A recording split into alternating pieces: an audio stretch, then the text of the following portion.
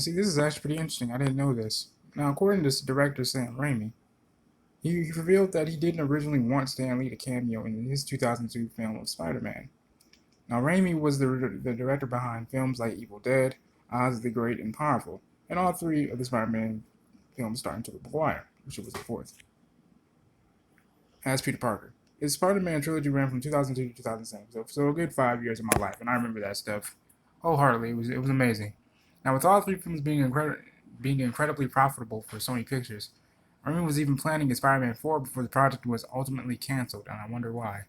Lee was not only a comic book legend, but also a memorably appeared in a number of cameo roles for superhero flicks. Prior to Lee's death, he'd appeared in dozens of projects, starting with TV movie The Trial of the Incredible Hulk in 1989.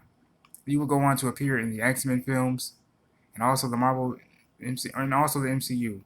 Once that franchise started in 2008, he also wasn't afraid to appear in movies that starred DC characters, as Lee had a cameo in Teen Titans Go to the movies this year. While people often enjoyed Lee's small cameos in comic book movies, one director wasn't initially keen on the idea of Lee appearing in his film. Now, while talking with THR, Raimi confessed that he originally didn't want Lee to appear in Spider-Man. The director explained that when he got the job for Spider-Man in 1999, Marvel head Avi Arad told him that Lee needed to have an appearance. Raimi responded, "No, I know Stan, and he can't act." He even compared it to a writer being forced to put Shakespeare in Macbeth. Even though Raimi was initially fond of having to write Lee into the film, he confessed, "Now it's one of my favorite parts in the movie." End quote. Now, is that because he's going now, or you just now having an epiphany now? Yes, I wonder. But anyway, Lee appeared in the first Spider-Man by pulling a small child out of the way of falling debris, and again saved a woman from falling bricks in Spider-Man 2. While Lee had two incredibly quick cameos in Spider-Man and Spider-Man 2, he had a bit of a longer scene in Spider-Man 3 when he talks to Peter Parker and says the memorable lines, I guess one person can make a difference. Enough said.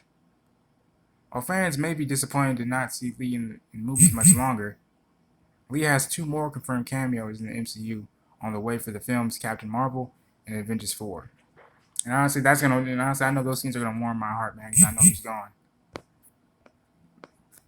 Now, even with Lee not appearing in very many comic book movies prior to Spider-Man, it's surprising that Raimi would even hesitate at the opportunity to put a comic legend in his film.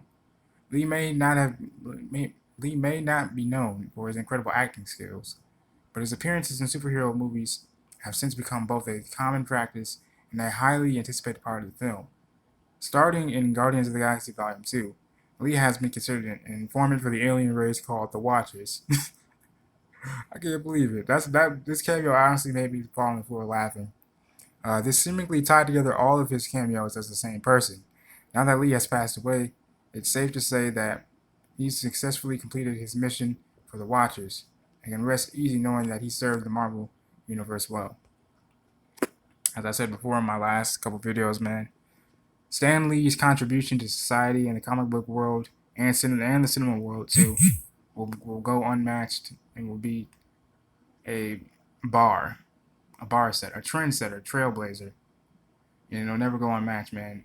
Stan Lee, once again, thank you, thank you, thank you, thank you for just boosting my childhood and making my life incredible, man. Just amazing. And several other millions of people's lives amazing as well. This has been your boy Sheriff Six, man. God bless, Stan. Godspeed, Stan. I love you guys. One love.